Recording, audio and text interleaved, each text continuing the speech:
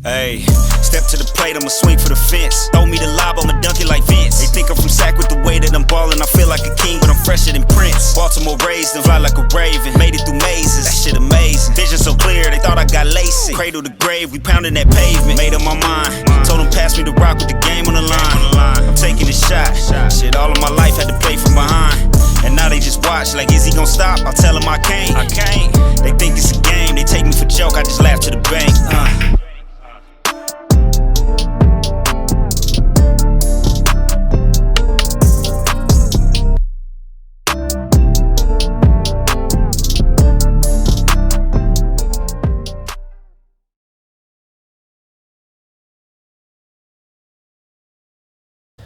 Hey everybody, welcome back to the WWB podcast, the most classiest pro wrestling podcast and funniest podcast in the world. Yeah, we do like to talk our ish, so to speak.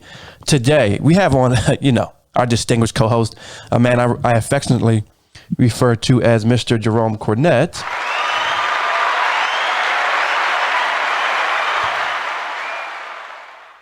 Mr. Randall of HBCW. Randall, what's going on, buddy? Another day. We're getting into that Christmas time of the year. Spent the day out there. Did something for the first time. We went out to one of those tree farms and cut down our Christmas tree. So. Oh, really? That's dope. What size did you go with? You know what? They actually didn't have the largest one, so this was more like just for the experience of doing it. Like that tree was probably no more than 6 feet tall. No more than 6 feet? That's pretty tall, sir. No, 6 feet tree is not tall. We were just looking at some photo albums, and I could see like the trees that we had over the years. I'm like, those trees we used to get over the years were like gigantic, like well over 7 feet wide, full trees. This one was like, just a 6-footer. It probably needed another year to grow where it really needed to be, but, we got it. Well, the kid gets to go out there and see all those trees and have fun out there. So, good day. How about you? Oh, no, I got more follow-up questions about the tree because I've never experienced that personally. So now entering the car at a 6'6" tall, weighing at a couple of ounces, the Christmas tree for Randall and his family. Okay, I just wanted to do that. I've always wanted to announce something like that. So it's for a person who never had the tree experience. So you got the tree, right? How do you get it in the car? How does that work? Did you put it on the roof like I see on the movies? I was originally going to put it on the roof until I realized that it would just fit in because we got an SUV, so yeah, mid-size SUV, so we just went ahead and just stuck it in the back, let down the back seat, and then just put it in there, so it fit in there. So like I said, it wasn't too big, and when you get a real tree, they don't just have the tree just all fluffy out there, like they wrap it in the netting, which restricts and stuff like that. Yeah, I was thinking about how you did that because I was like, there could be a lot of like little tree branches and other things that could be left in the car. Interesting. Does the tree have a smell to it? Oh yeah, it's that pine scent. Nice. You put it in the car, that car is gonna smell like pine for like the next probably 3 months. I like that. Okay, huh? And then how do you already have a stand for it at home? Funny thing is we do have a stand, but the stand is too big because, like I said, when I was younger, we used to get bigger trees than this. Mm-hmm. So when I finish up this call, I actually need to go find something that I can kind of wedge into where the little thing screws in at the bottom to make it stand up perfectly where everything fits right. So that's all I'll be doing once we finish this up, and then we'll be decorating the tree and everything. Wow, that's super dope. So not only was it able to fit into the car, gives you a great pine smell. You can't, that's priceless in itself. What is the going price for trees? Because in the future, when I have a family like yourself, I want to do a tradition like that. What is the going price for trees with inflation at its peak? That's a good question because that place, it was the same price for all of them. But if you go to like a tree lot, which is what we used to do when I was a kid, was we used to go to our lots here St. Louis, we would either go like to Ventures, the store that's no longer there, Grandpa Pigeons, the store that's also no longer there, or Frank's Nursery, a store that's also no longer there, and that's where we would normally go to the lot set and get them. But yeah, we went out there, so that was like $65. But I know when you go to the lot, and when you're not cutting it up, and they have trees of all sizes, they have them priced differently. So if it's similar to back then, like there may be a price that starts at like, let's say $40, and a bigger one is $50. They'll have them labeled with like colored tags on them to let you know, like, all right, this here is an $80 tree. This here is a $40 tree. So it's a range. It depends on what your house needs. Wow, that's dope. Well, $65 doesn't sound that bad at all. So that is really dope. Speaking of another thing that is not there, Deion Sanders.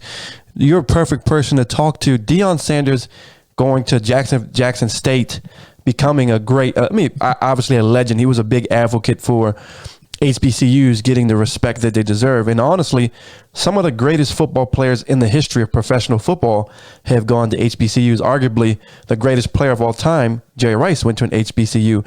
Terrell Owens went to an HBCU. Many other names that we could name have gone to HBCUs. And Deion obviously setting precedent by trying to make them cool again. Jackson State just undefeated the last 3 years. They're like 25 and I think they were like 25 and like 25 and 5 or 25 and 6, something like that. But just consistently having a winning record, creating the hype around it, making me want to watch HBCU football for a long time, which was known as not being the best. Now, growing up as a kid, I did watch Grambling. Who did Grambling play in the Classic? Grambling, the Bayou Classic. Yeah, Southern. Yeah, I used to always watch those as a kid. I appreciated watching. I was a Grambling fan. I actually had a Grambling hat as a kid, and that was something that was really cool to see. So that's kind of how I was exposed to HBCU. But since you are an actual graduate of an HBCU and actually went to a school, talk about your feelings now that Deion has gone over to University of Colorado, because me and you off the air talked about that. Personally, and then I want you to get your rocks off here. But personally, I thought he did all that he could do at Jackson State, and it was time for him to move on. What more could he do? He's undefeated. They've won the SWAC championship. They're going to play in the Celebration Bowl, and they're probably going to win that, right? And then he's had double-digit victories over the last 2 years, and so he's elevated HBCU football in the last 3 years more than anybody has done in quite some time, and great for the brand, for the culture. So I don't see where people are agitated with him leaving. What more can he do at this point, is my personal opinion. Okay, well, before I get into my thoughts, let me just ask you one quick question. Yeah. So, you say that he's done everything he could do there, right? Yeah. Would you say, okay, why is Nick Saban still coaching Alabama? You said, why is Nick Saban still coaching Alabama? He's won multiple championships. He's gotten all these. Why is he still coaching there? Well, the premise. So my premise is that, obviously we know that HBCUs don't get the type of light and the type of representation, right?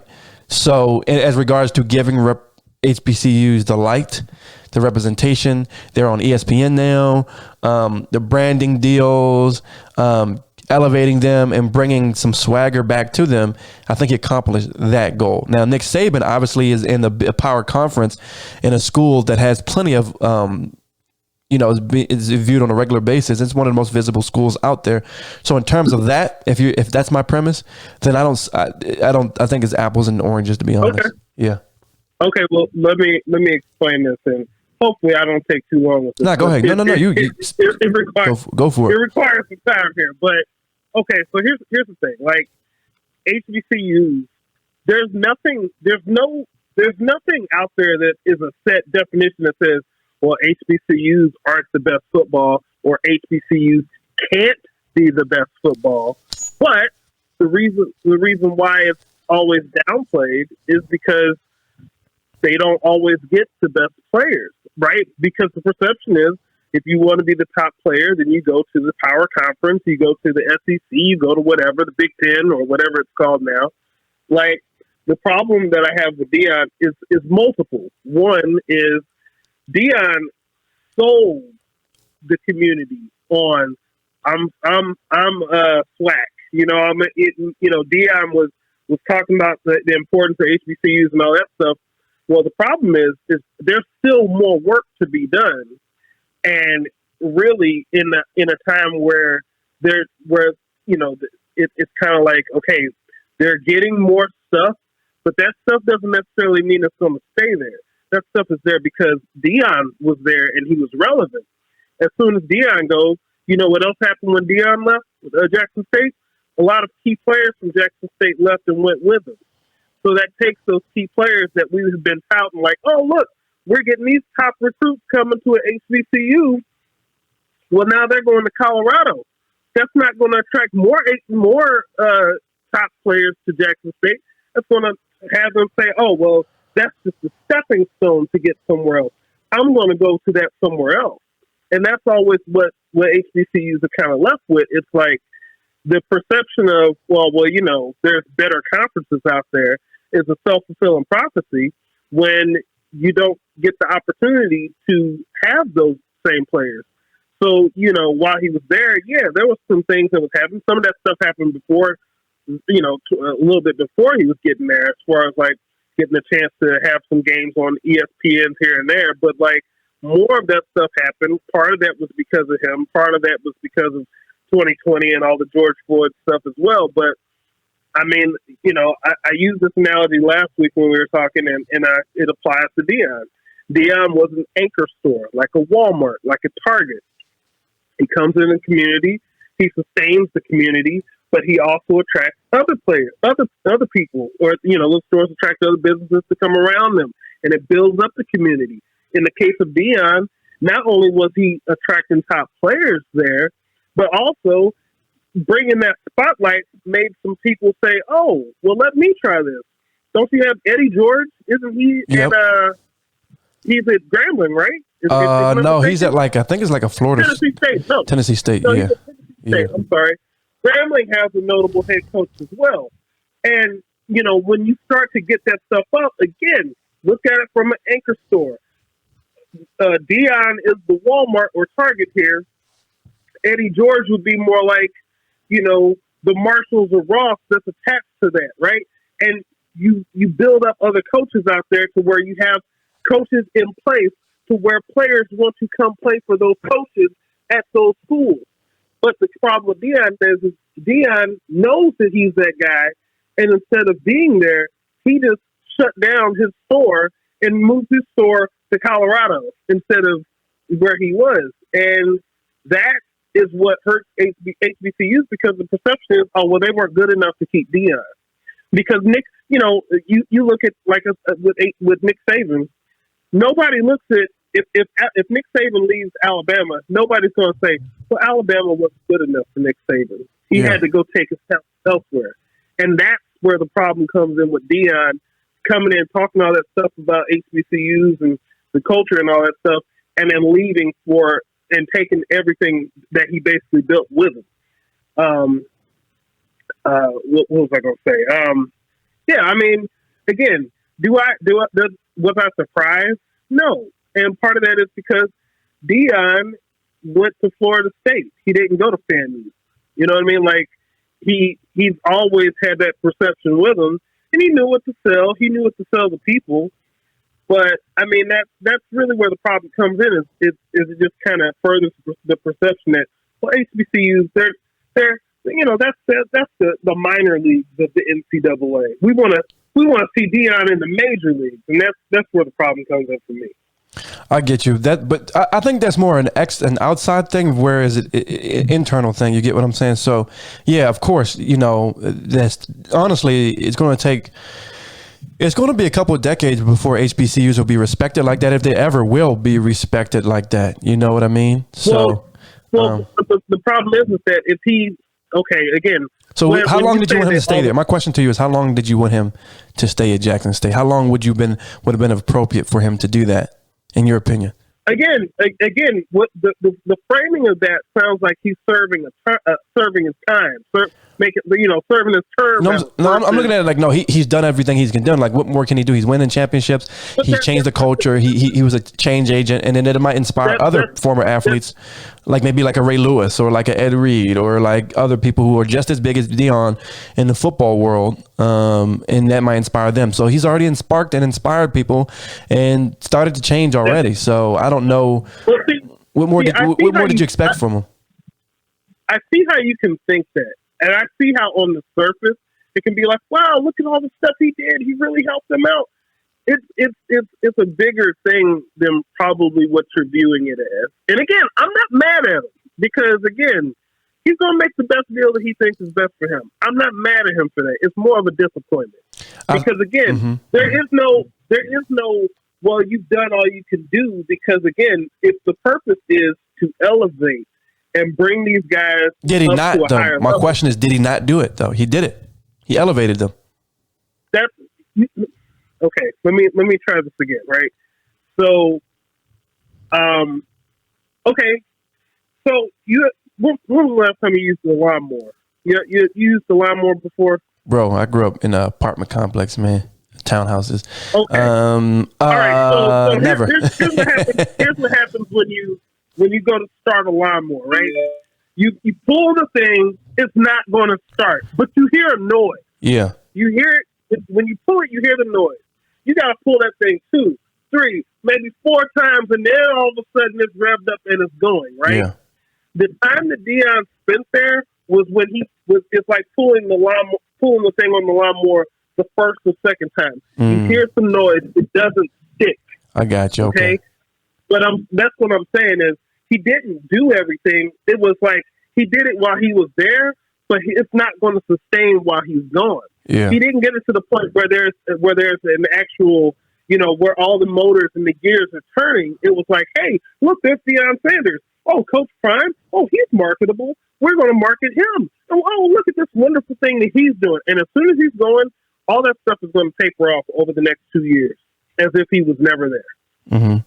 And that's all I'm trying to get you to see is that he wasn't really living up to what he was talking about as far as he took another job almost as soon as he had a chance. It almost comes across, and I'm not saying that this is what he did, but it comes across like he was using this as an audition for the bigger schools to see.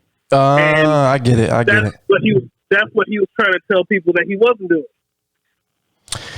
Yeah, I can see exactly what you're saying about that, like a stepping stone. I think ultimately Deion probably wants to be an NFL head coach. And so maybe, I don't know if that's a bad thing, even if it is kind of like a stepping stone. I don't think he ever just kind of treated them like, I'm only here for a short time. So just like he didn't act as if like I'm God's gift to earth. I think the media may have painted that narrative like he was like a savior, but I don't think he operated that way. You know what I mean? Right, what you just said there. If he would have left and became an NFL head coach, I wouldn't be saying what I'm saying right now. Yeah, I think. But Deion has his enemies in the world of sports, so I think eventually he's going to have to. What I'm saying though, what I'm saying though, if he would have left and went to become an NFL head coach, now we're looking at, oh wait, I can go to an HBCU, run a successful program there, and I could.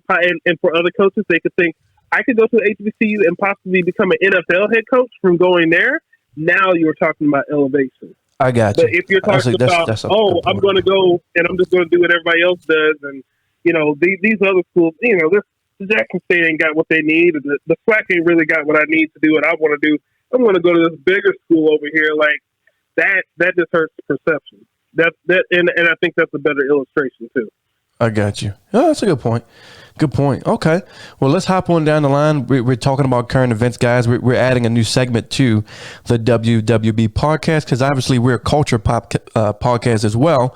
And we want to give you guys, we're going to talk about the culture in ways that many podcasts aren't sophisticated enough to do.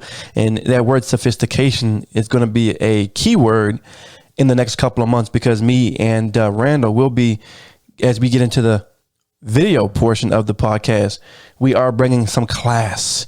No neck beards on this podcast. No armpit stains on this podcast. This is a classy podcast. Okay, so put your pinky up in the air, grab you some herbal tea, and get ready to buckle in because we talking about the culture from a sophisticated point of view. Another thing in the culture, for those who grew up in the 90s, and honestly, one of the greatest cult shows of all time. And if you want to watch campy 90s television that has all the things that made the 90s great, you need to watch Walker, Texas Ranger with obviously one of the greatest martial artists in American history, Chuck Norris. Chuck Norris. If you don't know how important Chuck Norris is to the culture, especially to the cultural zeitgeist of the 90s, go to Google and look up Chuck Norris memes, because when Chuck Norris cries, that's when global warming starts. All these Chuck Norris memes and things of that nature. He's one of the very first memes of meme people. But if you watched Walker, Texas Ranger, we all know about that cool black dude. We always, how black people, when we watch TV shows, we always be like, who's that? That cool black dude? Like, we don't know their name. We just know the character. You'd be like, yeah, Steve Urkel. I'd be like, nah, I'm Jaleel White. Oh, no, but you Steve Urkel, right? You'd be like, no, I'm Jaleel. Oh, okay. I thought you were Steve Urkel. But on Walker, Texas Ranger, there was a handsome gentleman, one of the very few brothers of color on the show in Texas. The brother's name was Clarence Gilliard Jr.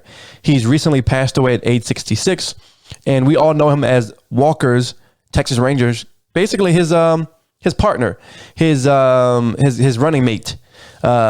He was cool. It was great to see a representation of a black dude wearing a cowboy hat and having swag at the same time. It made me want to wear a cowboy hat. My dad has several cowboy hats, but it made it cool, bro. Like, I wanted to be a cowboy, I wanted to be a cowboy, like an urban cowboy, because of brother Clarence Gaylord Jr., aka the black dude on Walker, Texas Ranger. Talk about what he meant to you visibility wise, and why he should be respected in our culture and appreciated, especially for the 90s cult classic that Walker, Texas Ranger was. Well, you know what, real quick, just to give some other credits of his before I talk about Walker, Texas Ranger, he was in Top Gun. He was in Die Hard. He just, and Walker, Texas Ranger was probably what he was most famous for, because he was, the regular there. Like you said, he was a sidekick, and, he wasn't always the guy who was just beat up, although it did happen to him a lot.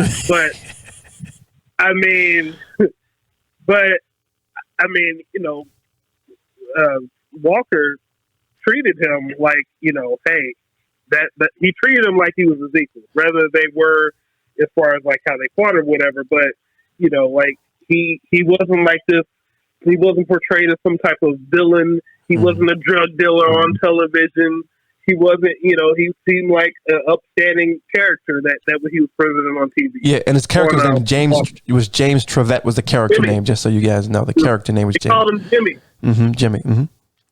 Yeah, they called him Jimmy on there. And I mean, it's sad to see him, see that happen, at such an early age. You know what I mean? Like, he was, what was he, like, not even 60 something? I mean, he was 66. He was 66. He had that Denzel 90s handsome black dude thing. You know what I mean? Like that clean cut, like walk your daughter to the door. Like there was like this 90s caricature of a black man, like these really respectable, like clean cut, like, he just had that 90s clean cut black dude vibe. You know what I mean? Yeah. And I mean, he was still active all the way up until, his death. So, yeah. Just, good to give some respect to let's clap it up for him. Y'all need to go back and watch for you youngins, Generation Z. We don't have a lot of them on this podcast, but you need to go back and watch in honor of him. I would say watch one episode of Walker, Texas Ranger, not the new one, the 90s version, and just see how smooth that brother was. He made a cowboy hat look dope. All right, as we move on the next part of the segment, and this will be the last thing we'll talk about, as then we'll get into the show. We'll talk about Raw, SmackDown, and Dynamite and Rampage. William Regal apparently might be WWE bound shortly. And apparently, Regal, from what we hear, this is all rumors and innuendo. EC3, take whatever you want with that from EC3. He said when William Regal went over to AEW, the word was, he said, "I immediately regret this decision. There is very much a maturity issue here within the management." Now, it could be EC3 being hyperbolic here some way, or it could be something. It could be like Regal's like, dude, this ain't it, and I got to get up out of here. Like a bad Tinder date. 2 some mimosas in on a weekend in any major city. What do you think about that? Because the way he was presented on Dynamite, basically getting carted off, which is a traditional wrestling trope of people getting written off television. Did that lead you to believe that either it's the storyline or that he's definitely gone? What did you think when you saw that? Well, you know, for one, with the EC3 stuff, I do have to question the source there, because out of all the people who you would expect to be a source of information of what Regal was thinking, EC3 does not. Yeah, he don't jump up like 50. Not saying that he couldn't, but I'm just he's saying, the last person you would think. But as far as like, you know, with Regal, like him possibly leaving, you know, here's the problem with what we typically see. It's if they know that there's a narrative out there that he was leaving, because remember, people thought he was leaving the week before, and people have been talking about, I think he's going back. His contract length is this. And then Meltzer comes back and says, no, he's got a 3-year contract. And then they kind of go back and forth and backtrack and all that stuff. You know that AEW likes to write to what the internet people already think. So if people think that he's going away, then they'll just have a story where, hey, it looks like he's going away, but he might actually still be there. So who's to say? But if we're talking about expectations, it wouldn't surprise me that he would go back to WWE. We already know that he's close to Triple H. Triple H had sent them some bro love on social media, like, I wish you were here. Well, I mean, I'm just saying, like, it's not a stretch to think that he would want to go back there, but to speculate on, you know, what he thought about the working environment. Yeah. Again, this is all based on speculation from, you know, a source that, you know, doesn't necessarily seem the most credible. Let's just say he's not the Huffington Post. Let's just say that. It wouldn't surprise me. It wouldn't surprise me that Regal would feel that way, for multiple reasons. One, the organization or disorganization, or whatever you want to call it, right? There's a difference between Vince McMahon, you know, over the past few years, changing stories on the fly or whatever, but there's still an infrastructure in place for, if he did that, here's what we do, right? In this case, it seems like the logic of what's going on, without the excuse of it being a 70-something-year-old man who's just, you know, that's the way he is. Now we're talking about a 40-year-old and the people that surround him who are just like, you know, what was the thing I sent you where it's like, I feel like the booking philosophy is, oh, look, something shiny. Like, that's usually what it is. So that may not register to him. He might be like, I'm not sure if this is what it is. Because in NXT, which is where he's been pretty much at over the past so many years, they had their stuff together as far as how they were going to do stuff. There wasn't a lot of changes on the fly. So he may have been in that and insulated in that environment and kind of look at this and say, I don't know if I like this. I should just sat at home. Yeah. So, yeah. Okay, great. So now, folks, we finished our current events. We're going to hop right into Raw, post, you know, Survivor Series War Games. We had the Becky Lynch going against Damage Control. I'm just going to go down the list of some of the events, and then we're going to isolate things that are of interest. We're not in the business of talking about every single thing, every single hold, every single, you know. So we had Becky Lynch kicking off Raw by a 3-on-1 brawl against Damage Control. Then they're doing some Damage Control to try to rehab that group so that we can actually care. Rhea Ripley versus Mia Yim. We had also the Judgment Day defeated the OC in an 8-person tag match. Kevin Owens talking about his issues with Sami and how he felt, and then he had an issue with Jey Uso on this as well. They got into a match. The Street Profits are back The brothers, one of the most talented tag teams in all of pro wrestling, are back in the business, and they got a W over Alpha Academy. We had Seth Rollins, Austin Theory with earrings now, got a beard now. He's on full gym bro looks right now. He's got the tapered haircut, the perfect part, earrings. He just got influencer vibes all over him. He talked about how he wasn't anybody's kid or boy. Dexter Lumis and The Miz continues their wonky back and forth over the last couple of weeks. Candice LeRae beating Dakota Kai, Kevin Owens, and Jey Uso for the main event. Quite a show here. I'm going to hand this over to you, Randall. What stood out to you specifically about this week's WWE Raw? Has it been better than normal? How did you feel about the Street Profits are back and healthy? What did you think about this week's Raw? Well, I don't know if you mentioned the most interesting thing about Raw, which was the first hour was commercial free. Yeah, what did you think about that?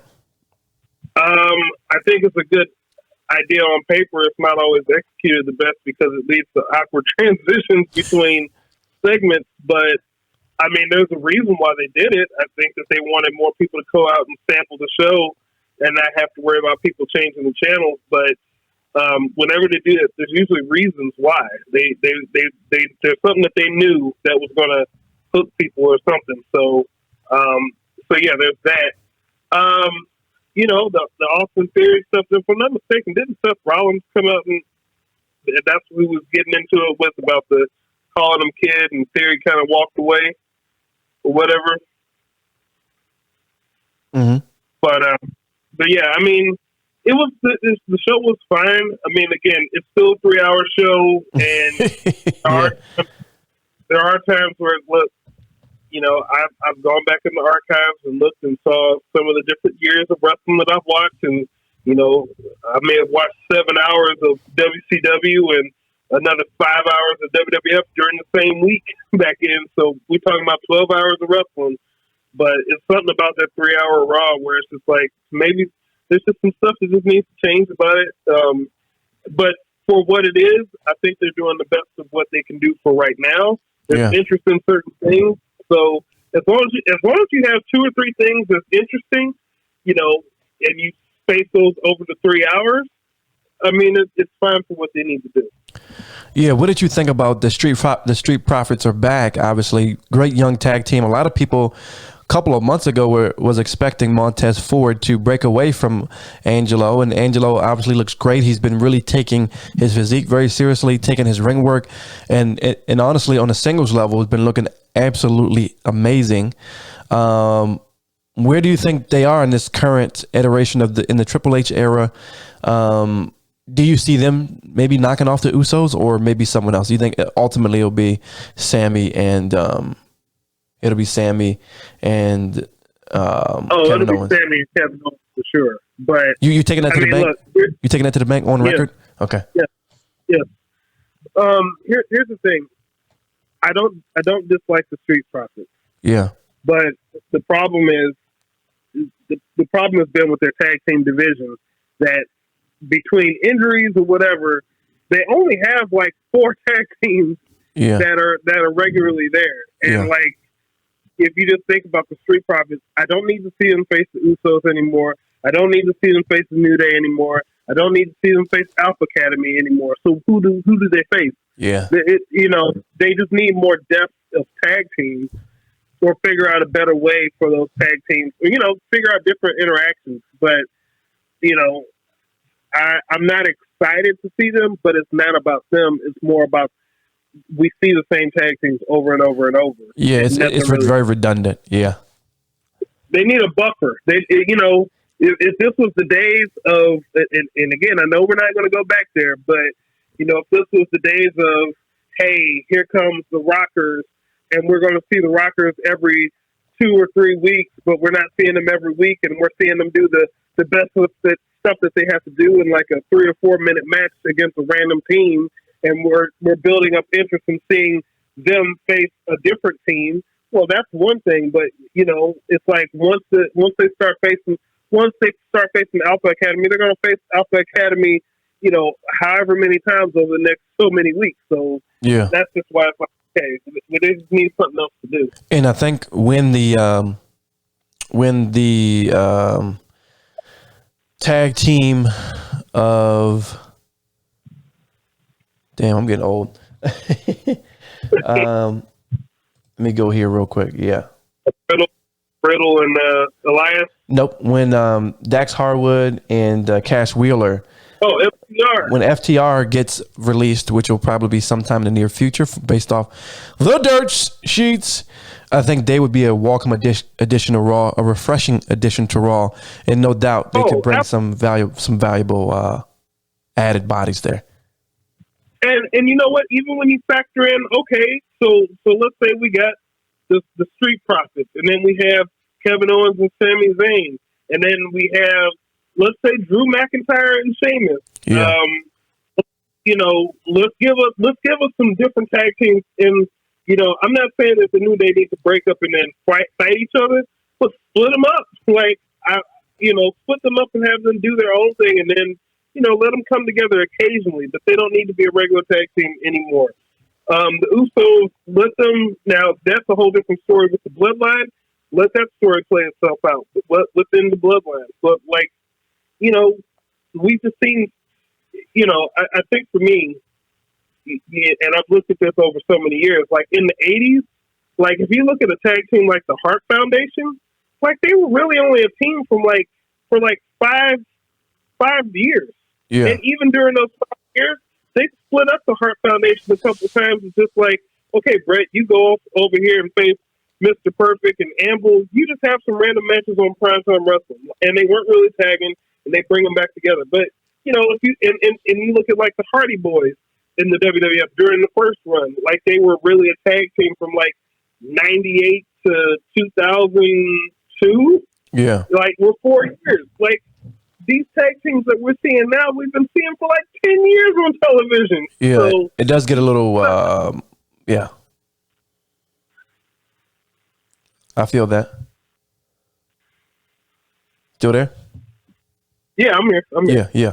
Great points there. So I am very curious about the Austin Theory and Seth Rollins rivalry. Obviously, Austin Theory getting a victory there. Young up-and-comer, really redefining himself. And Triple H and the creative team is smart enough to understand how to do that and the nuances of his presentation. And I think the Seth Rollins and Austin Theory rivalry will be very good. I'm excited about where it goes and how far they can push each other. I want to see this rivalry. Maybe it can escalate all the way to WrestleMania, possibly. That's quite a bit from now, but these two dudes can. Mm-hmm. It would be interesting if Triple H decided to say, you know what would be good for these guys? Let's let them have a best of 7 series. Yeah, or Hell in a Cell. Huh? Or a Hell in a Cell. Well, I mean, but they could have a best of 7. See, here's the thing about WWE. Like, they know how to, and again, I hate to sound like a WWE, lifer, but again, they're a machine that's organized. They know how to take ideas and make them better. We've seen best of 5 series. We've seen best of 7 series before, but this has the historic value of being over the U.S. title, which they've done that a couple times. You have Magnum TA and Nikita Koloff back in the day, and you also had Booker T and was it Booker T and Cena? Who had the best? No, you mean back in WCW? Benoit? Yeah, Benoit. No. That was over the TV title, but they did it in WWE in like the early 2000s as well. Oh, okay. So maybe okay. Could have been Cena. It was Booker and Benoit. I think did it again. It was something like that. But the point is, those happened with the U.S. titles. They could do it again. And you know what WWE could do? They could spread this over and, okay, well, we're going to do it this match. We're going to do it this match. And then the last match, then you elevate the stakes and it's going to be in a Hell in a Cell or something like that. Now that's something that they could do where it's like, oh, we're going to make this interesting. And not only are we going to make this interesting, we're going to make the people care and we're going to show people that, hey, we know how to tell stories instead of putting a random best of 7 series together that tanks in ratings. Yeah. We'll get to that in a moment. We're gonna hop over to SmackDown, where there was some ginger on ginger violence. My favorite strawberry Pop-Tart, Sheamus, the Red Devil. Apparently, he was talking about ginger on ginger violence. I just thought that was absolutely hilarious. Yeah, let's talk about that. So, hopping down, a couple of things. Let's just kind of go over some of the things that happened, and then we'll isolate again what really stood out to us. We had Sami Zayn versus Sheamus. We had Shayna Baszler versus Emma. We had Gunther versus Kofi Kingston. We had Tegan Nox returning back and saving Liv Morgan. We even had Ricochet defeating Santos Escobar in the SmackDown World Cup. Quite an interesting show. SmackDown, like we've talked about previous episodes, has continually been must-watch television. But let's really get into it here. I absolutely loved the way that SmackDown started off. You started off hot. You gave Sammy the mic. You gave the Bloodline the kind of the ball to run with it, so they can set the tone for the show. Talk to me. I noticed that Solo don't seem like he with it. Like there's something going on there. And also, if you notice, if for people who are watching the podcast, go back to SmackDown and look at Solo Sikoa. He has the most intimidating duck lips in all of pro wrestling. He just makes this face when he's trying to be mean or trying to be surly. He has these duck lips that he does. If I'm going to be afraid of anybody with duck lips, Solo Sikoa would definitely be on the top of that list. And those are duck lips that I don't want to see if I'm getting choked out. But talk to me about how the ginger on ginger violence with Sheamus and going against Sami Zayn to start the show. Wow, what a way to start the show. So I got to tell you, I actually did not see SmackDown. I saw a couple. Oh, we got to stop the show. Damn it. All right, go ahead. I'm just joking. Reason why is because for whatever reason it did not record on FS1 like it was supposed to, and it looked like it was. And then I went to go look at it, and SmackDown was already off by this point, so I didn't see it. So yeah, I only saw a couple. I didn't see that, so you're going to have to kind of tell me what happened here. Yeah. I get it. You could just lie and say you did, but okay. But anyway. I don't want to lie to people. I don't want to give misleading information. Well, I don't want to be the type of person who goes out here and just makes up stuff. Who wants to be like that? Come on. Oh, okay, I got you. Well, yeah, okay. Well, yeah. I mean, I just loved it. I thought it was great. It's great to see them start off with a hot angle here. No doubt, Sheamus kind of inserting himself back here in this conversation. Obviously has some unfinished business with the Bloodline based off what they did to him previously. So again, WWE following up with a previous experience. So that's always now good. What I did see though, what I did see on SmackDown was Jimmy kind of stirring the pot a little bit. Yeah. Didn't expect to see that, where he's like, so when he was talking to Jay, talking about, hey, did you ever talk to him about lying to your face like that? You know what I mean? Ooh. Like, that's going somewhere. Now, I don't know if that was on Raw or SmackDown. I think that was on SmackDown, though, but yeah, I didn't see that. Yeah. Another thing, go ahead. No, what you going to say? I was going to say the other thing I saw on SmackDown was the Tegan Nox return. And I got to be honest, this isn't to knock her specifically, but I do think that we're kind of in the era of, okay, we've brought back the people that people know, but I think Tegan Nox is a person who probably should have been brought back to NXT, kind of as a place to, hey, reestablish her name, and then, where people are like, oh, Tegan Nox is back in NXT. Oh, that's cool.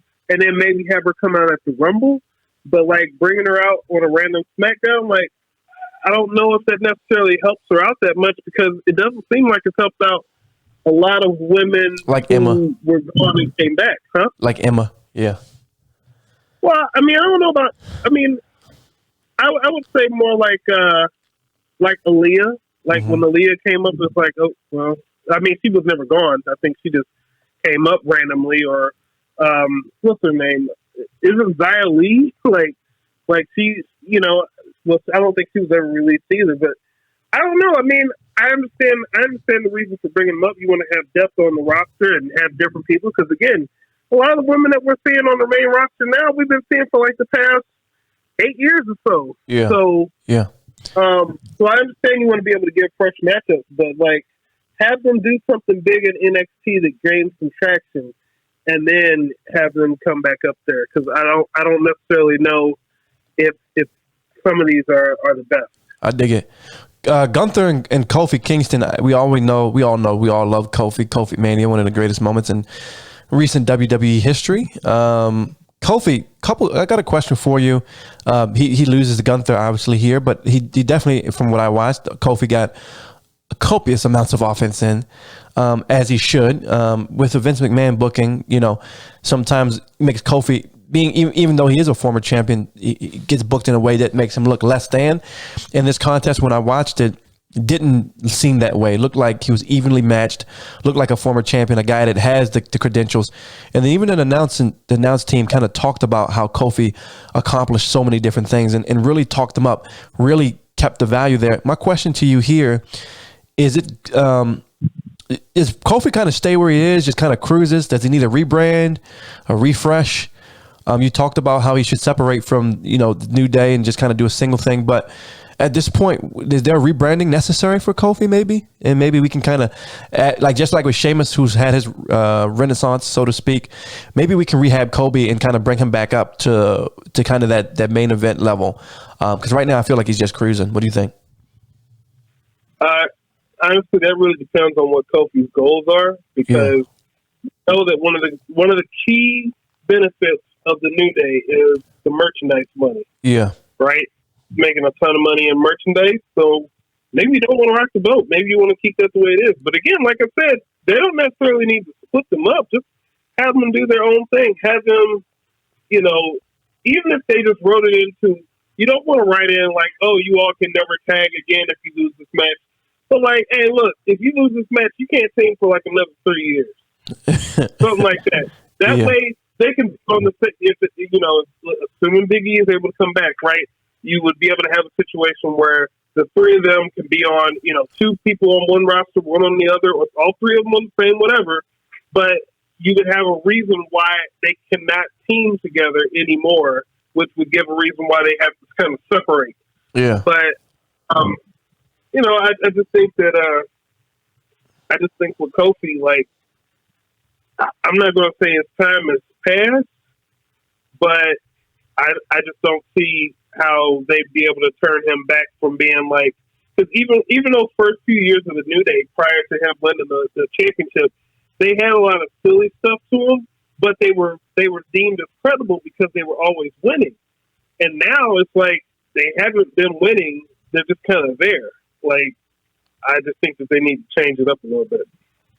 No doubt. Okay. We also had Ricochet getting the victory here, winning the SmackDown World Cup. We all personally, about a year and a half, 2 years ago, when Ricochet did, I think he had the U.S. title, or I think it was pretty sure it was the U.S. Yeah, I think it was the U.S. And, Ricochet really was doing his thing and just kind of, Ricochet's had the Intercontinental, either way, I think at that time it was the U.S. he had it. You could, just from a performance point of view, one of the best physical, again, one of the best in-ring capable guys in the world. Promo is not the best. Ricochet getting his victory here. Does this show that Trips has some faith in Ricochet? Maybe in for a push to kind of elevate him a little bit? What do you think? I mean, I think that they always want to have him in a position where he could be seen that way, where he could be useful in, going in different directions, but so he's a guy that can be hey, he could be around the main event, but he's not the main event for them.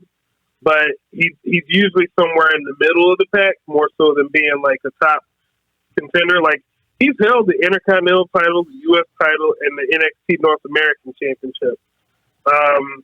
But like, I think that he's more going to be used as a guy who's going to he's more like that gatekeeper that's there to help establish the top heels or whatever. Yeah. But again, things can change for him. I mean, again, NXT champion may be something that might be better for him, at least to help him launch pad. Yeah. Like that North American title, he had it, and then he was like on the main roster. Yeah. It was like, maybe giving him a run with the NXT championship would give him a little bit more credibility and almost like a reset. Let him go away from the main roster for a little bit and then come back with some tweaks and changes to where he's not just the nice guy who's out there. You know what I mean? Like, add chip on the shoulder. Yeah. I don't know anything about Ricochet besides he's really good high flyer. Yeah. And he's got abs that make me want to not ever go to Chipotle again. Okay, cool. We also had the 50th team. Okay. Let's take a deep breath. The 50th persona change for Lacey Evans. Literally, she changed her persona more than I change socks on a weekly basis. And but I actually like this. I like the fact that this is what Triple H's creative mind, and he's allowing the writers or whoever, the people around him, to really, really effectively help rebrand people. He's done relatively a great job in terms of redefining people.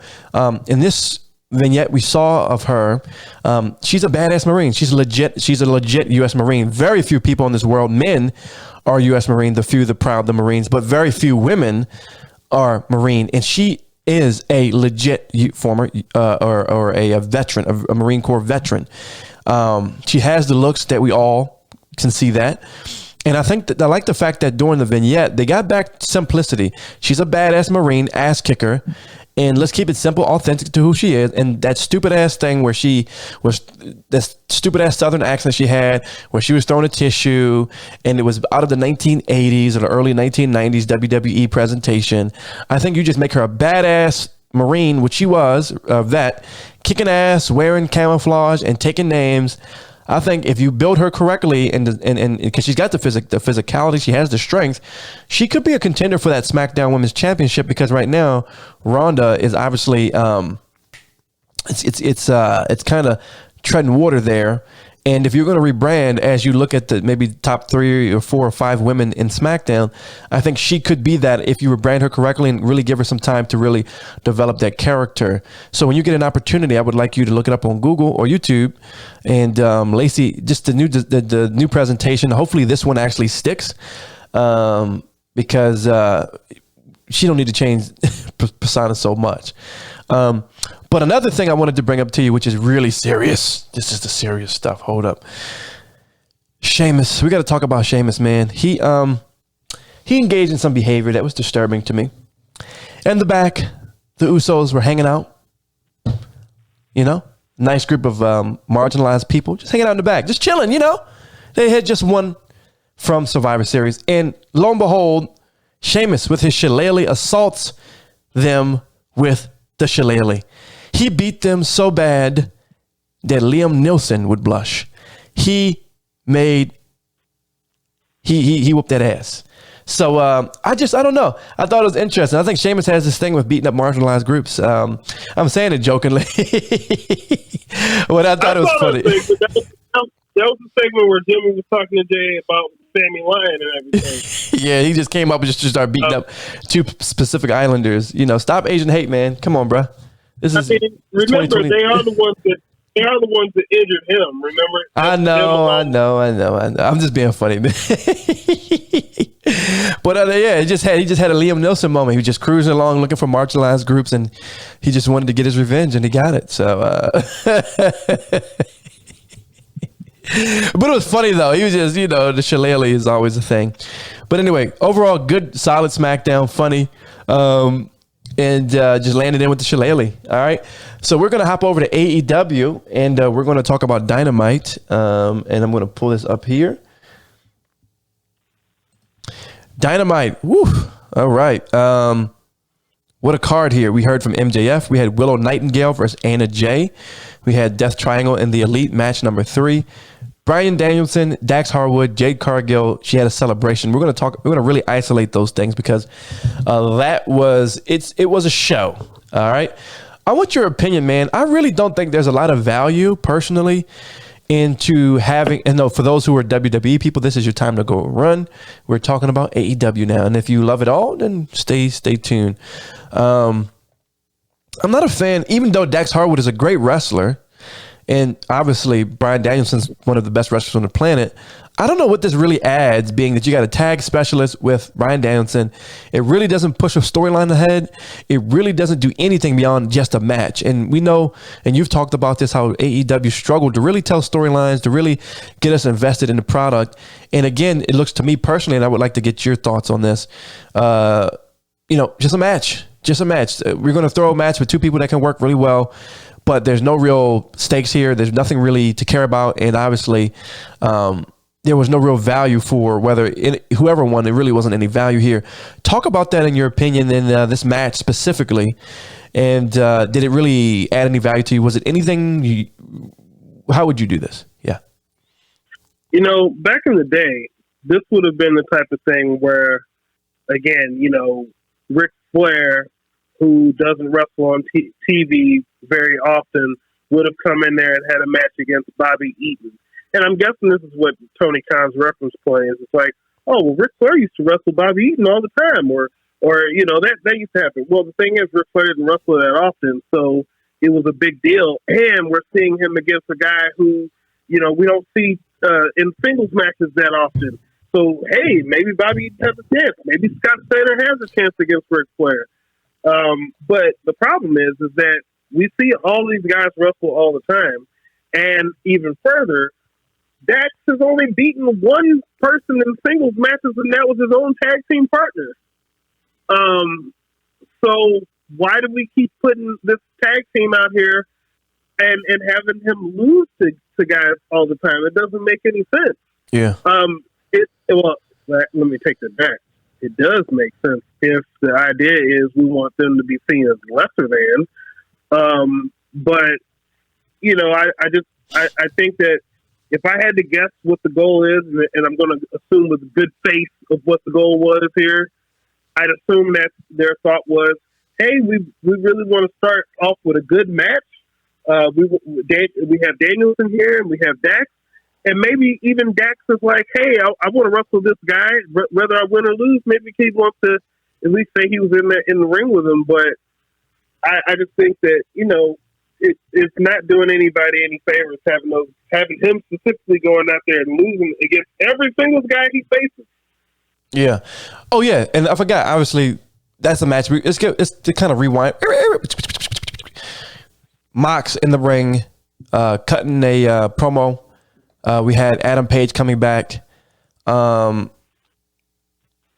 Moxley said, you sure you want to do this, man, after what happened last time?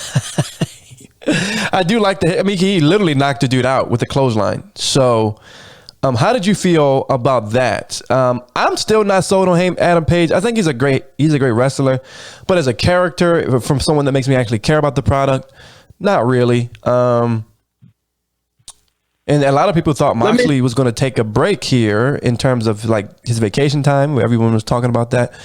What did you think about the way that opened show? We know that Danielson and Dax was after that, but do you feel like this rivalry is something that you can sink your teeth into? Okay, let me say before I say what I'm going to say. Let me start off by saying this show is filled with this specific show this week. It's filled with a lot of people who are really good at delivering the material.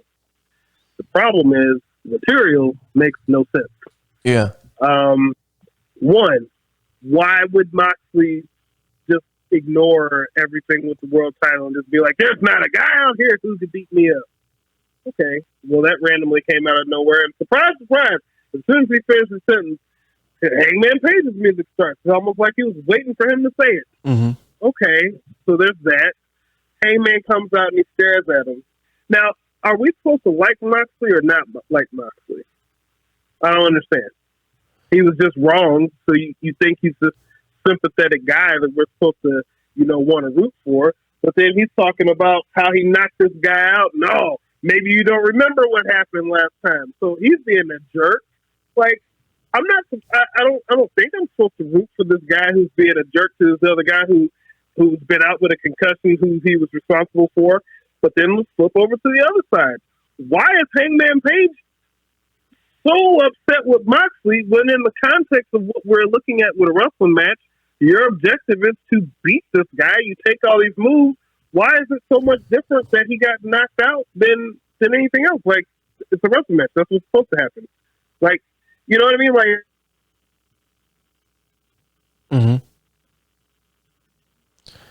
Yo, you got your audio cut a little bit. you know, like if this was MMA and someone don't a lot of MMA matches kind of end that way. Like someone gets knocked out. Yeah. Oh, that's it. And then what do they do after the match? After the fight is over, tap hands, right? So why is Hangman Page so mad that he got knocked out in a wrestling match? That's what I'm saying. As far as the material makes no sense. Hey, their deliveries were great. Hangman Page really threw some good shots at Moxley, but just the whole setup of this would seem like, okay, well, we need something else for Mox to do. Oh yeah, he knocked out Hangman. That's got to be news, right? Hangman's got to get revenge for what happened in the course of a wrestling match. So yeah, it didn't make sense. And as far as moving forward, like, okay, what month is this? This is December. The next pay-per-view is what? March. So this will probably be on winter is coming in a couple weeks. You know, I just think that it's something to do. It's something to distract from the fact that they don't have plans for Moxley to be fighting for the world title. But other than that, I mean, like I said, good delivery, bad setup. Yeah. All right, we'll hop down to Absolute Ricky Starks. He's going to hop into the Royal Rumble. I think you talked about this previous week where, you know, Ricky, it's pretty obvious that he's not going to win. So you kind of felt like it's almost like this is how I feel. I like him being in the spotlight. I'm happy with it, but I was happy to see him get some love. I'm not gonna let you comment on that. We're gonna move on because you already talked about it. Because we're getting over an hour here. Sometimes I gotta, we gotta move on. Wait, hold up. With the Ricky Starks thing though, okay. I won't talk in detail about the Regal thing, but with the Ricky Starks thing, they basically told you here he's not going to win because they're basically setting up the MJF and Danielson are going to have issues. Yeah. So they're telling you, oh yeah, ignore this whole Ricky Starks thing. That's just a match just to have a match. And just another quick thing about Regal, and I'll make it quick. I mean, this segment just doesn't balance because, again, the whole thing was he turned on Moxley. We don't know why he turned on Moxley, and then you have MJF take this guy out. Like, none of that balances because now Moxley's never made whole in this situation. There's no reconciliation. There's no, I did it because I was wrong. You know, if Regal would have said something like, you know what, I realized that I made a mistake, and it's not often that I make a mistake, and I had to right that wrong. So, yes, I had him do this because it was the right thing to do. And if that's his mentality, and I could understand, and I could see him trying to sell that story to Moxley saying, hey, I know you can understand because I did the same thing for you, right? So now he becomes a sympathetic figure, and then you could have MJF turn on him to where now it's like, man, I can't believe you did this. This guy said he was wrong, and you still did this to him. That would have been a better setup to this. And we will never know any of this because as I've looked since we've been recording, apparently William Regal is actually out of the company. So really, there you go. Yeah. It's just an interesting story that wasn't well thought out. It's just all over the place, helter skelter. And it's been the case with AEW for quite some time over the last couple of months with a lot of the injuries and all the other things that Tony Khan has his hands in. So, we see it kind of all over the place.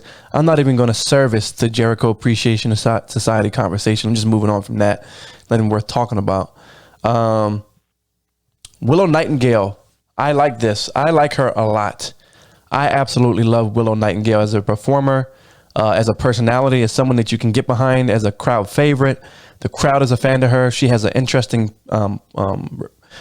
presentation when it comes to the music. With the, she also has I guess she wears like a jumper with like arm straps or something, which is interesting. She was the right person to win here. I was very worried about Anna Jay beating Willow Nightingale, but it looks like they're trying to build Willow. They've been giving her the ball. She's signed with them recently. She's gotten a couple opportunities, and as regards to her personality and in the ring, she's delivered. I think she might be a good. Do you think she could fit that Chris Statlander challenge to maybe Jade Cargill? Maybe she get the victory over Jade, or no? I don't think so. I would doubt it because they've already had her lose to her like 3 times. Mm-hmm. So I don't think that would be. For me personally, I don't think that would be satisfying for her to lose to, for Jade to lose to Willow. Mm-hmm. Again, out of all the women there, Statlander seems the best because physically she's the most credible. You know what I mean? Like, yeah, she's got the height, she got the size, she's got everything. Yeah. Right. I would prefer Statlander when it happens. And I would also say another thing real quick about Jade. I don't know if this isn't really about her, but they need to actually start figuring out what the plan is going to be for her to lose the belt. Yeah. And I'll say the same thing said about CM Punk. Like, okay, she's had that thing for so long now. We've got the point. This needs to have a satisfying conclusion before she gets injured. Yeah. And she's avoided injuries because, she doesn't do all the other stuff that other people do.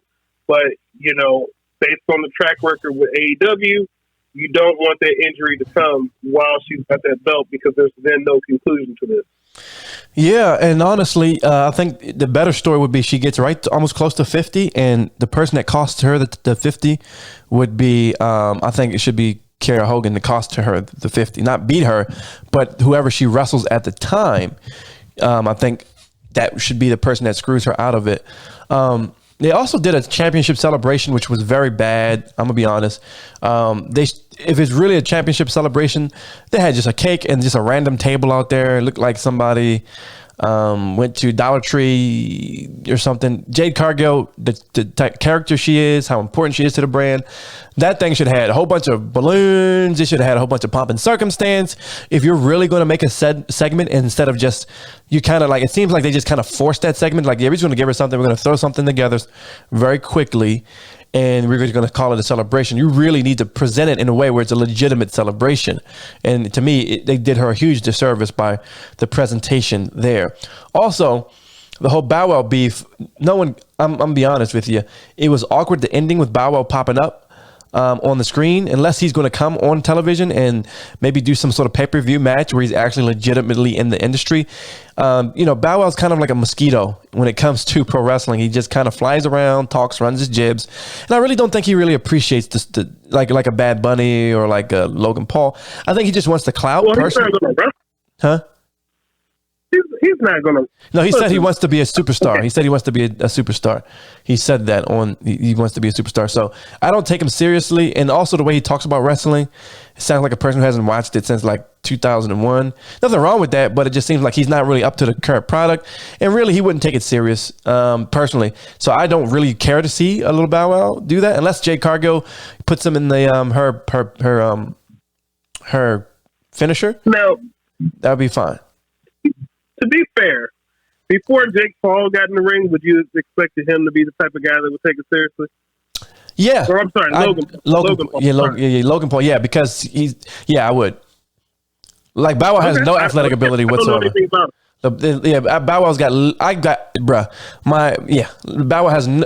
Wow has no athletic ability in his body. All right.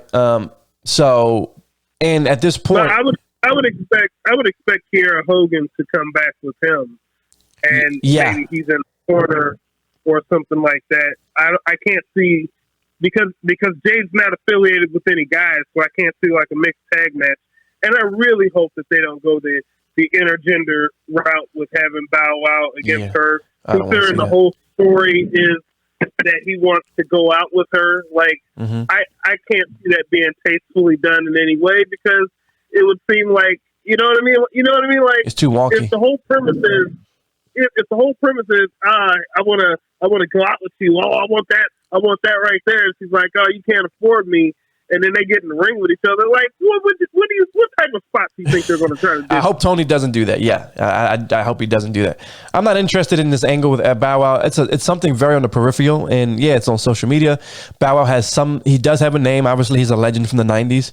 But again, if it's like a gimmick type thing, sure. Like you said, he's in the corner and he might take a bump from Jay. Then fine. Let's get it going. He needs to get his ass on television instead of just doing these damn video things. Get your ass on the TV in real life, and let's get it jumping if you're going to really do it. But right now you're just talking on the side of your neck. I said well, that. I'm sure he's going to be on TV. He was on tour. I mean, he did say his tour is wrapping up, so he'll be there. Yeah, I just want to see Jay powerball him through a table. That's pretty much what I want to see. I don't. That'd be so. No. Firemen's carry him through to a table. But who beats Jay, bruh? We got to talk about who beats Jay, bruh. Well, I said it's got to be Statlander, or at least, or maybe someone who's not on the roster yet. I don't know, but do you honestly think that that Sasha Banks could be in the play for the AEW? No. Okay. Well, I mean, you see what just happened with Punk. You see what happened with Regal, and I do think that there is. I don't know how to phrase this, but Sasha Banks was never known as this indie wrestler, right? Yeah. She pretty much started with WWE, right? She did do. I think she did. I'm looking up right now. I think she did do some indie stuff though. But she wasn't like. That's not her brand. That's not her brand. Yeah. Right. Like there's people out there that did some indies and then came to WWE, like where it was like, oh well, I learned she wasn't like an indie darling, so to speak. Right. They learned some basic wrestling. And then they got signed by WWE. Well, here's the thing, and you can see this from how many of these people are treated. If she were to come to AEW, the fans may like her at first, but she is going to be undercut by the people in AEW who see themselves as the focus and all the hard work that they did on the indies. And by the way, just so you know, I'm sorry, she did it looks like she did about 4 years on the indies, just so you know. She does have that part of her character, but it's not, again, she was never like a so-called indie darling, but she definitely did about 4 years on the indies, so she does have some indie cred, which AEW loves. Yeah, but again, she didn't spend years upon years. Like 4 years is about what you would do after your training or whatever, between training and all that stuff. I just think that, a lot of those people out there would just be more like, you weren't here with us. Because a lot of those people who are there were in the same stuff. We're talking Ring of Honor people, PWG people, CZW, and all those random things. Like, she wasn't that. She's been more WWE. So I think that, a lot of those people are going to try to undercut her because it makes them seem better if they get over on this WWE person or what's perceived as a WWE person. Paige, it's not like she started with WWE. She got undercut as soon as she got there. Yeah. Like, they cut these random promos where it's like, it's like almost like not playing fair. It's like you get there, this person's supposed to be a babyface, this person's supposed to be a heel, but then the heel is appealing to the AEW fans like, oh, well, you weren't one of us. I was here from day one. It's like, well, what are we doing? What's the story we're selling here? So I just think that there's going to be that resentment, and I think a lot of the top names out there will kind of see that, and it's going to hurt their ability to get future free agents. Yeah, I think Sasha wouldn't strike me as a person that would want to be on AEW based off what we hear about the backstage drama, the and all that other stuff, and we've seen how Thunder Rosa was treated as well, some of the heat she had in the back, and whether it's good or bad or things of that nature. And AEW really wants to. I think just the hardcore fan base really embraces. Pretty much, and again, the indies have a place, and I respect all of the indie wrestlers, and it just seems like they are kind of relatively hostile. I mean, they did embrace Moxley, but Moxley had that indie background. Because when you say the indies, that's what I'm talking about. When you say the indies, that phrase really encompasses a very small amount of indies. Like, there's tons of independent wrestlers who were on the indies, but they're not seen as, well, you weren't on the indies. Oh, you mean like CZW, GCW? Yes, you didn't do this. You didn't do this Northeastern stuff. You didn't do this PWG stuff. So you weren't hanging out with us. You were doing shows, but you weren't doing our shows. Like the cool kids. Yeah. I think it's very unlikely that she would. Would it be a freaking surprise if she did? Hell yeah! But I think that's not. They're gonna get the money right and get it tightened up for her. But overall, we're gonna hop over to just kind of briefly go over Rampage because we know Tony's trying. It seems like he's trying to invest a little bit into it, but it hasn't. Yeah. It's still a work. All right, show's over. Still a work in progress. I just want to go over some of the results here and kind of talk this through. Darby just seems like he's in purgatory at this point. It seems like Sean Taylor popped up on television. I like that. Yeah, Shane Taylor. Shane Taylor. I'm seeing my boss. Yeah, Shane. Shadrach, Meshach, Abednego. No, but Shane Taylor popping up. I like that. I like the intensity he brought in. I like his personality that he brought when he made himself there. And then Swerve popping up like, hey, man, you still need me, bruh? You still going to need me, bruh? You know what I'm saying? What do you think about Shane Taylor? I didn't like that. I didn't like that at all. Okay. Because we're not.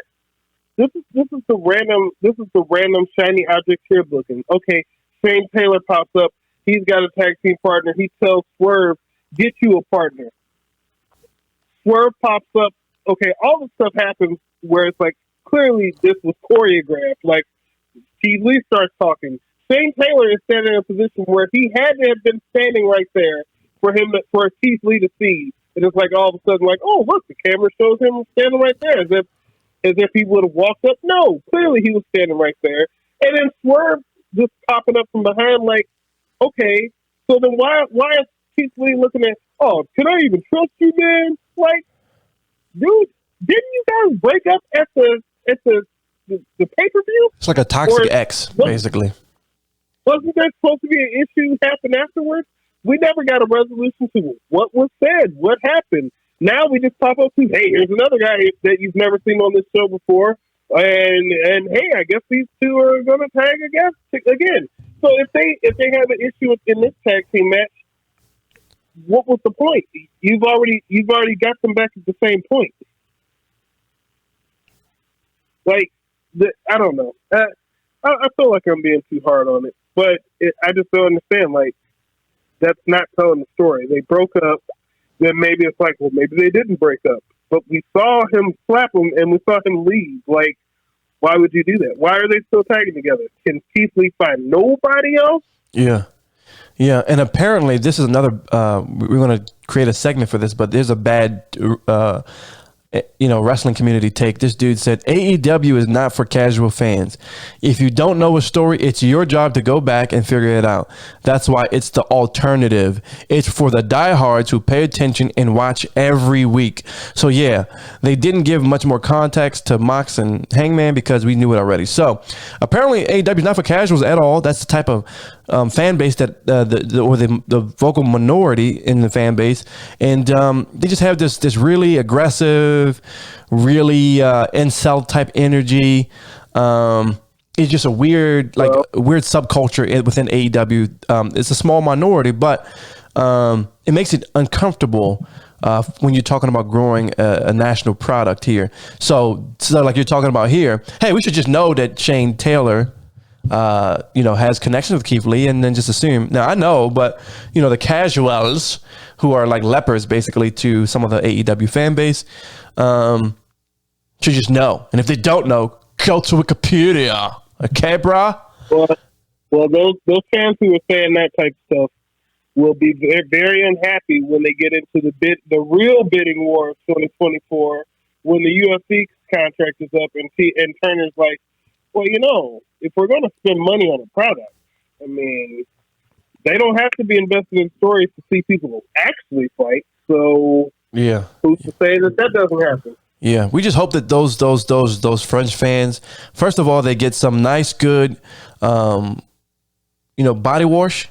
We hope that they also get some good, deodorant, a good barber, so the neck beards are trimmed effectively, and they work on their cardio so that they can, just kind of be better, because that vocal minority is very annoying, and we know the type of people that they are. Finally, we get the claim they're going to be going against FTR. Finally, yeah. We had a private party sighting, Isaiah Cassidy and Mark Quinn, but still losing to Jay Lethal and Jeff Jarrett. There's no reason, personally, in my opinion, why private party should be losing to Jay Lethal and Jeff Jarrett.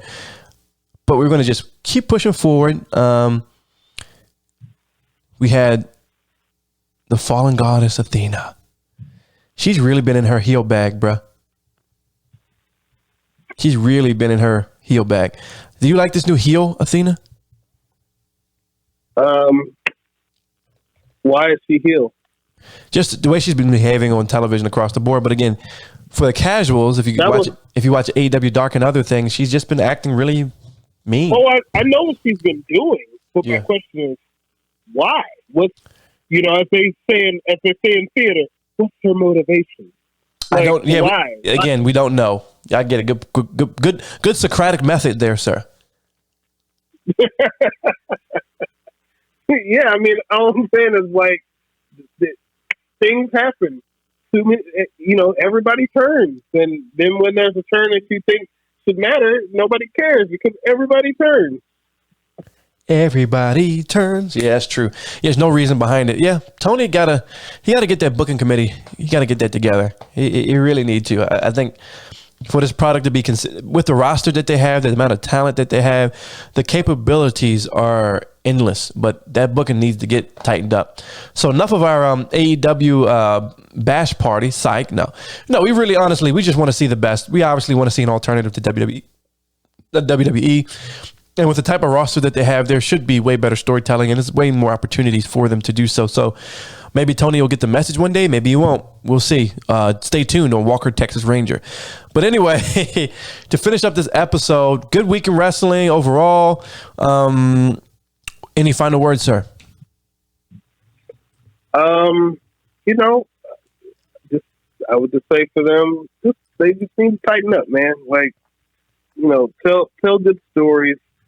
Stop, if I had to give one piece of advice to AEW, it's stop trying to reinvent the wheel and stop trying to say, oh, this other stuff that matters. Oh, it doesn't matter.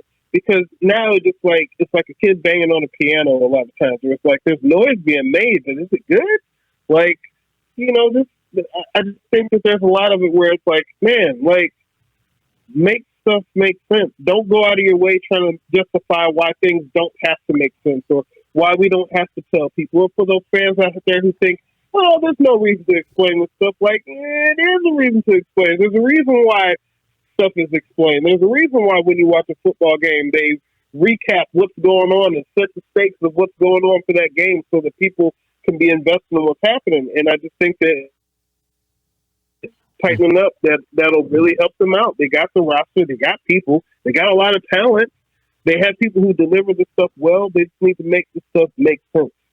Yeah, really, really kind of figure out a system of storytelling and organization that really gives these really, I mean, one of the most talented rosters in the history of wrestling, to be honest. When you really look at the amount of championships won, the type of matches that people have put on, the historical relevance of a lot of these folks, there's quite an opportunity for them to really tell some wonderful stories, really build something that really will be lasting. But they gotta get it together soon. So yeah, guys, thanks for coming on the WWB podcast. We are going to continue to do comment. So basically, the new format will be current events, cultural stuff we'll talk about. Then we'll get into WWE, and then we'll get into AEW. That'll kind of be the new way that we'll set up the podcast so that we give you a little bit of taste of everything.